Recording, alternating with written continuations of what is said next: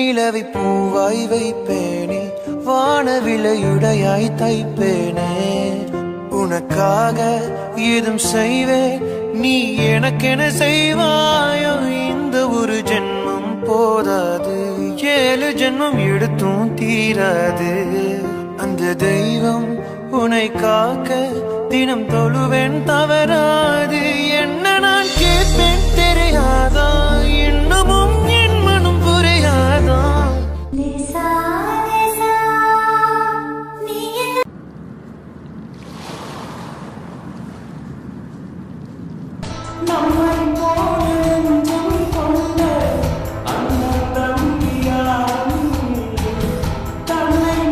விக்ரம், இந்த outfit okay தானே? எனக்கு அவுட்ஃபிட்லாம் ஓகே தான், இருந்தாலும் அந்த வேஸ்ட் செட்டில் உடுத்தினா இன்னும் அழகா இருக்கும்டா.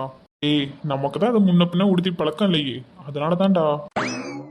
அதுவும் சரிதான், ஆனா இப்பதான் ஒட்டிக்கோ கட்டிக்கோ அந்த மாதிரி வேட்டிலாம் இருக்கலடா. அப்புறம் ஏன் அடா? ஆமா இல்ல, இது பாருவே இவ்வளவு நாள் எனக்கு தெரியாம போச்சு. சரி, எப்படி இருந்தாலும் என்கேஜ்மெண்ட் கல்யாணம் அப்பெல்லாம் அதுதானே உடுத்தி ஆகணும், அப்புறம் பாத்துக்கலாம். சரிடா சித்து, எனக்கு ஓகே தானே? டேய் டேய், என்னை விட ட்ரெஸ்ஸிங் சென்ஸ் உனக்கு தாண்டா அழகா இருக்கும். நல்லா இருக்குடா, நல்லா இருக்குடா.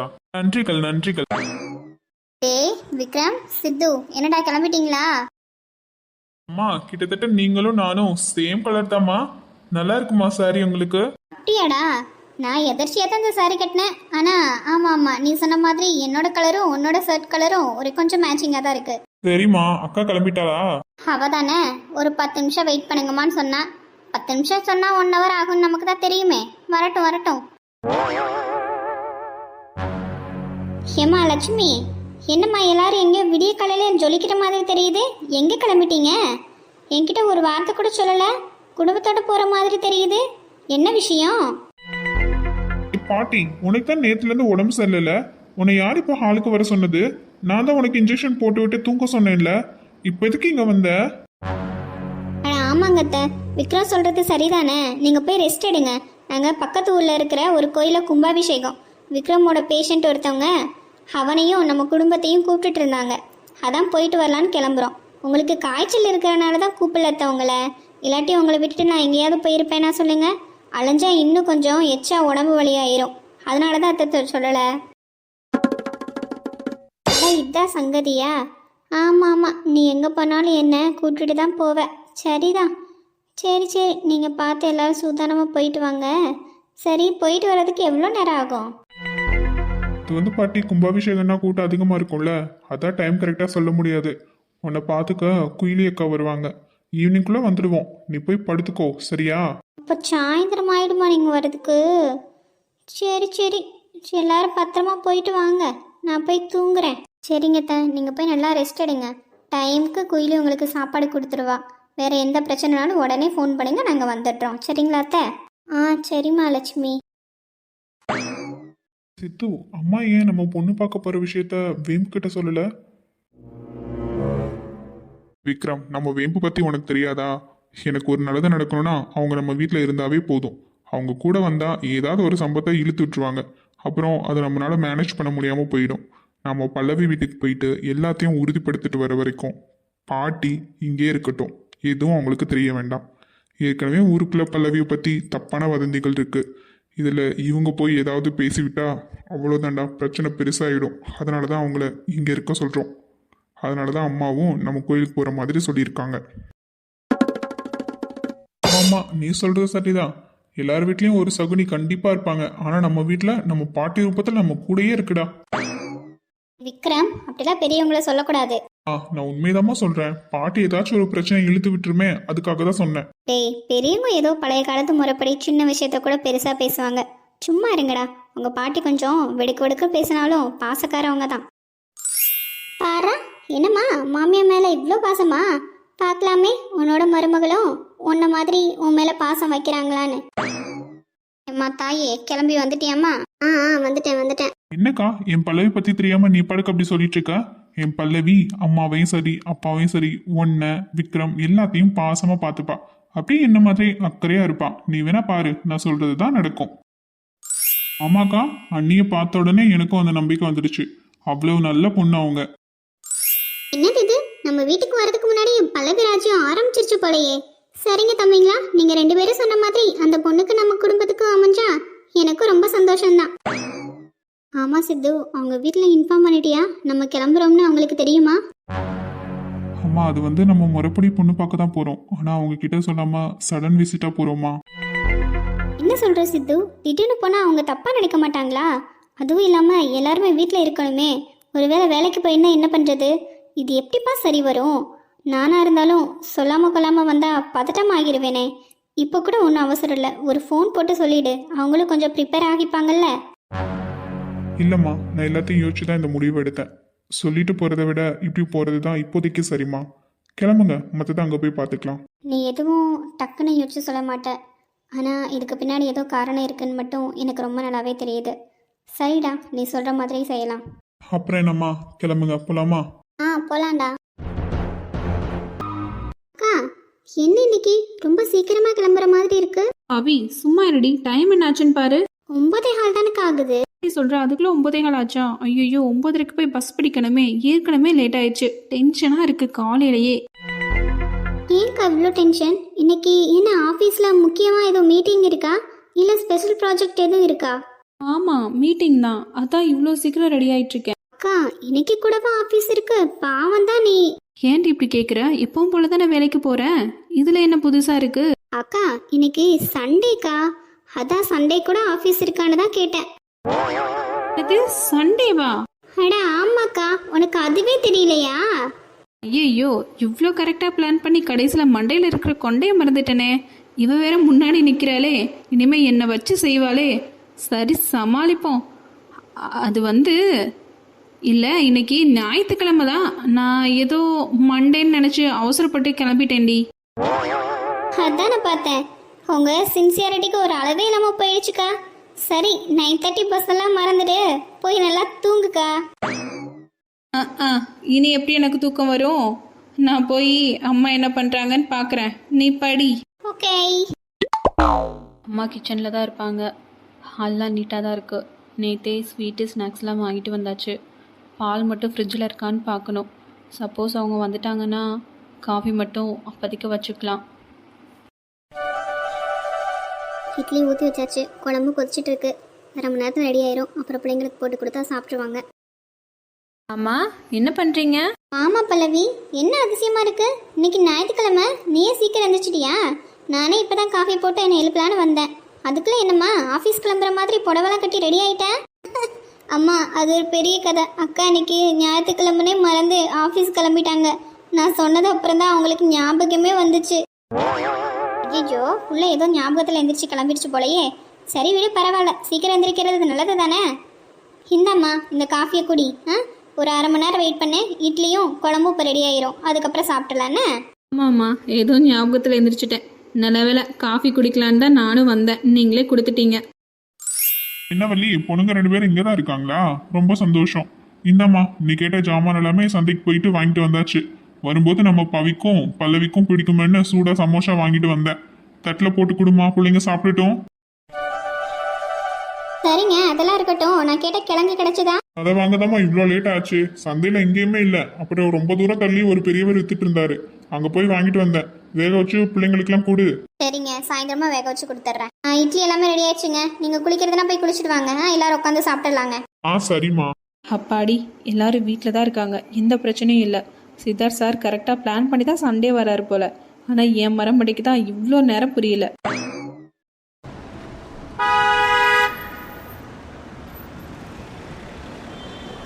என்னது, நம்ம வீட்டு வாசல்ல கார் சத்தம் கேக்குது?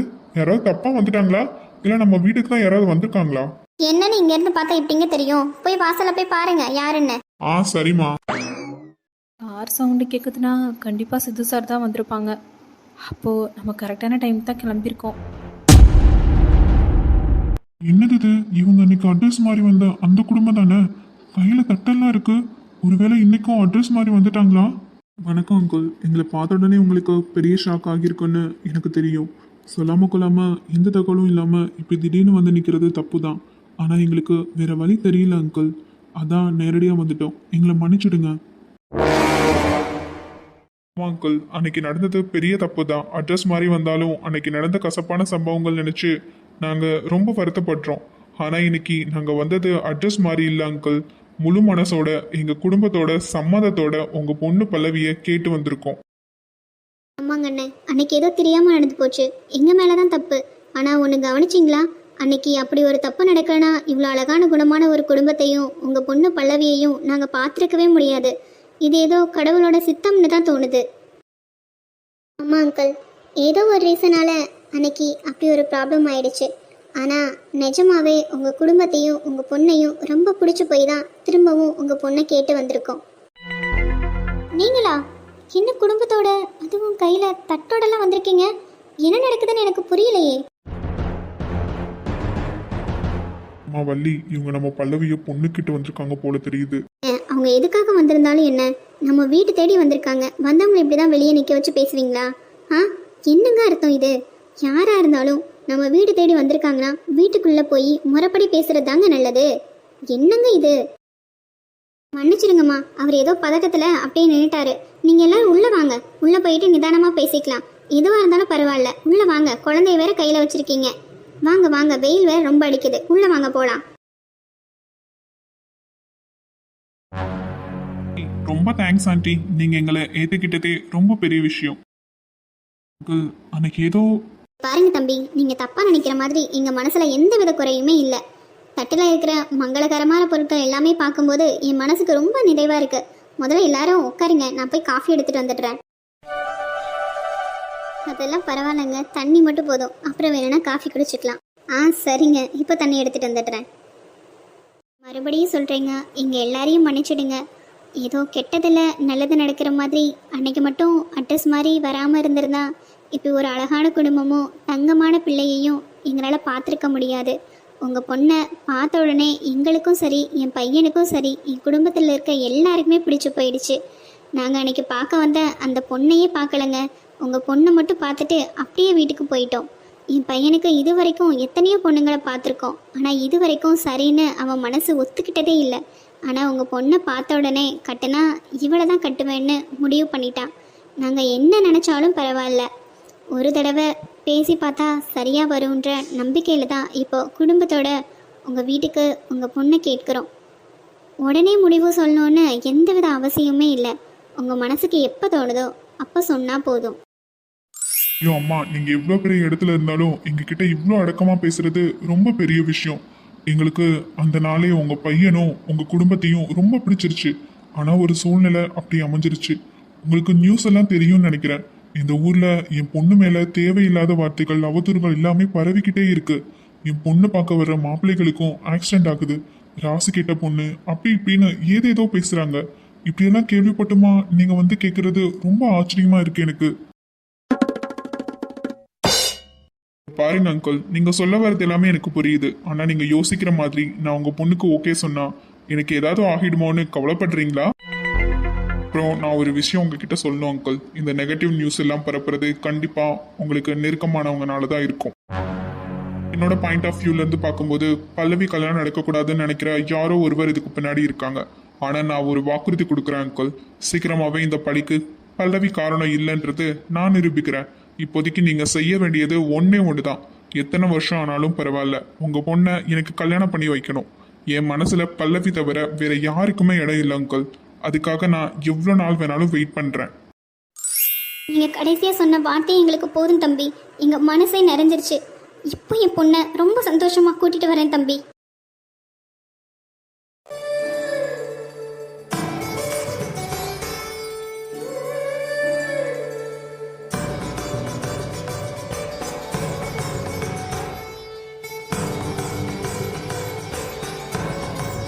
அப்படியே பார்த்துட்டு இருந்தா எப்படி? எல்லாரும் நம்மளை தான் பார்த்துட்டு இருக்காங்க. காஃபி எடுத்துக்கோங்க சித்து சார். பல்லவி, உன்னை இந்த சாரியில பார்த்தோன்னே டோட்டலா ஃபிளாட் ஆயிட்டேன். உன்கிட்ட பேசணுமே, எப்படி பேசுறது? சித்து சார், ஏன் அப்படி மானத்தை வாங்குறீங்க? பேசலாம் பேசலாம், முதல்ல காஃபி எடுத்துக்கோங்க.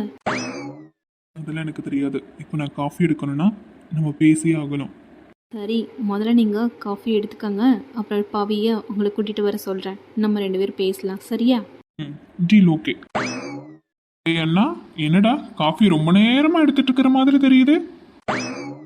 அண்ணி, நிஜமாவே இந்த புடவையில ரொம்ப அழகா இருக்கீங்க. தேங்க்யூ விக்ரம். மாமா அக்கா உங்களை இங்கே தான் கூட்டிகிட்டு வந்து வெயிட் பண்ண சொன்னாங்க. இப்போ வந்துடுவாங்க, கொஞ்ச நேரம் வெயிட் பண்ணுங்க. சரிம்மா. அண்ணா இனி உன் காட்டுல மழை தான். என்ஜாய் பண்ணு. விக்ரம் சார், இப்போ எதுக்கு எங்கள் மாமாவை கலாய்ச்சிட்டு இருக்கீங்க? அவரை ஏதாச்சும் பேசுனீங்க அப்புறம் எனக்கு கோவம் வந்துடும். இதில் என்ன இருக்கு? அவங்க லவ்வர் கூட பேச போறாரு, என்ஜாய் பண்ணட்டுமே. உன்னை என்னமோ நான் நினைச்சேன், ஆனா நீ சரியான ஆளு தான். சித்து அண்ணா, உன் குழந்தையா இப்பவே உனக்கு சப்போர்ட் பண்ண ஆரம்பிச்சிருச்சு. கலக்கு. நீங்க சார், நம்ம எதுக்கு இனி இங்க? அவங்க 2 பேரும் தனியா பேசிட்டோம். வாங்க, உங்களுக்கு எங்க வீட்டை நான் சுத்தி காமிக்கிறேன். போலாம் மேடம், வாங்க.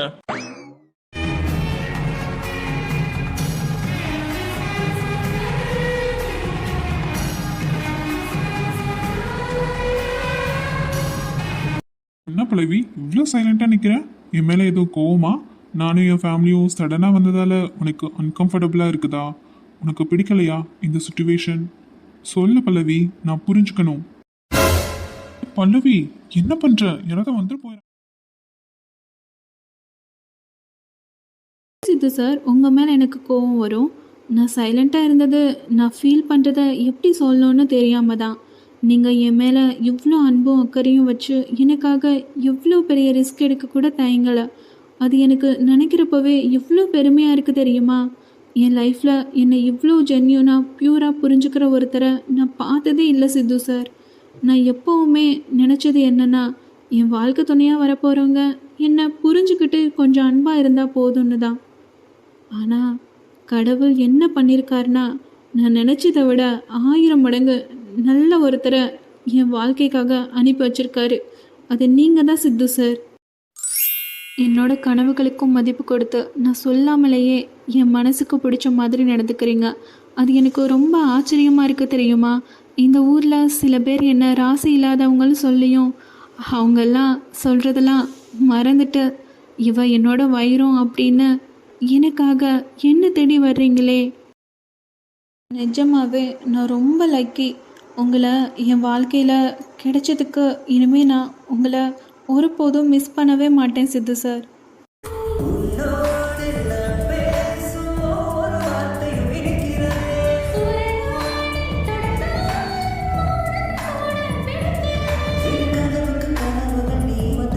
பாரு பல்லவி, நீ இப்படி சொல்ற ஒவ்வொரு வார்த்தையும் எனக்கு எவ்வளோ முக்கியம்னு உனக்கு தெரியாது. ஆனால் இனிமே என் காது படுற மாதிரியோ எனக்கு நேராவோ உன்னை பற்றி யாராவது தப்பாக பேசினாங்கன்னா, குறை சொன்னாங்கன்னா, அந்த இடத்துல யார் இருக்காங்க இல்லைன்னு நான் பார்க்கவே மாட்டேன். எல்லாரும் முன்னாடியும் நான் சொல்லுவேன், என் பல்லவி தான் என் வாழ்க்கையில் நான் இவ்வளோ லக்கியாக இருக்க காரணம்னு. இது வரைக்கும் உன் பாஸ்டில் என்ன வேணாலும் நடந்திருக்கலாம். ஆனால் இனிமே அதை பற்றி நீ கவலைப்பட தேவையே இல்லை. ஏன்னா நான் தான் உன் கூட இருக்கேனே பல்லவி. நான் ஒரு ப்ராமிஸ் பண்ணுறேன், என்ன நடந்தாலும் என்ன சுச்சுவேஷன் வந்தாலும் நான் உன்னை விட்டு பிரியவே மாட்டேன்.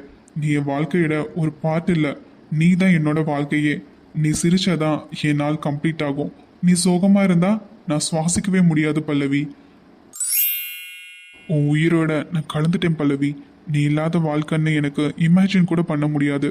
இப்போ இனிமே நான் அழவே கூடாதுன்னு நீங்கள் சொல்ல வரீங்களா சித்து சார்? அழலாம், ஆனால் அந்த கண்ணீர் கூட சந்தோஷத்துல தான் இருக்கணும், துக்கத்துக்காக இல்லை. நீங்கள் சோகமாக இருக்கிற மாதிரி எந்த சுச்சுவேஷனையும் நான் அமைச்சு கொடுக்க மாட்டேன் சார். ஏன்னா உங்களோட மூச்சு காற்று எனக்குள்ளே தானே இருக்கு. அப்புறம் எப்படி உங்களை என்னால் சோகமாக வைக்க முடியும்? எப்போவுமே ஹாப்பியாக வச்சுப்பேன் சித்து சார். இது போதும் பல்லவி, இது போதும். எனக்கு வேற எதுவும் வேண்டாம். இந்த நிமிஷம் நான் அவ்வளோ சந்தோஷமா இருக்கேன். நீ என் கூட இவ்வளோ க்ளோஸாக இருப்பேன்னு நான் நினச்சி கூட பார்க்கல. முத்தே மணியே பூங்கொத்தே கனியே ஒன்ன நகையாணிய தவமா கிடக்கே.